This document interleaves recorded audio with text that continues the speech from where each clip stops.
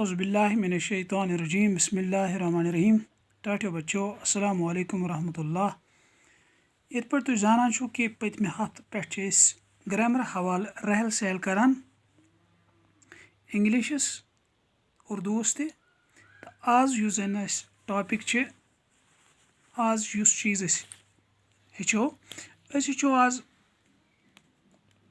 Fourth fifth English grammar हवाल करो बे रहल सहल चूँकि एप्लीकेशन या लेटर राइटिंग पे आज कोशिश करान अजुक जन टॉपिक छ आज हेचो application for permission of excursion कि लेखुन हेडमास्टर साहबस एप्लीकेशन कि यसान एक्सकर्शन गछुन तो तम हवाल दियो इजाजत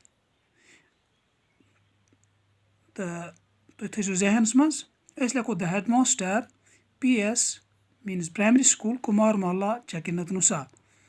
Sir, as we have heard that visit to beauty places is the part and parcel of education. सैर तफरीह तालीम हुंद हिस्स या खेल कूद तालीम हुंद हिस्स. In this connection, we request your good self please allow us to go on an excursion to Gulmarg. Bankin lekos yours faithfully. Bankin lekos students of PS Kumar Mohalla Chakinut Nusa.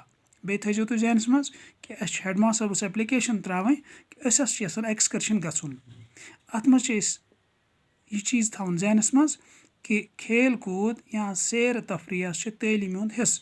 तो आज हेच application पर बे the headmaster PS Kumar Mohalla Chakinut Nusa. Sir, as we have heard that visit to beautiful places is the part and parcel of education. In this connection, your good self is requested to allow us to go on an excursion to Gulmarg. Yours faithfully. Assalam.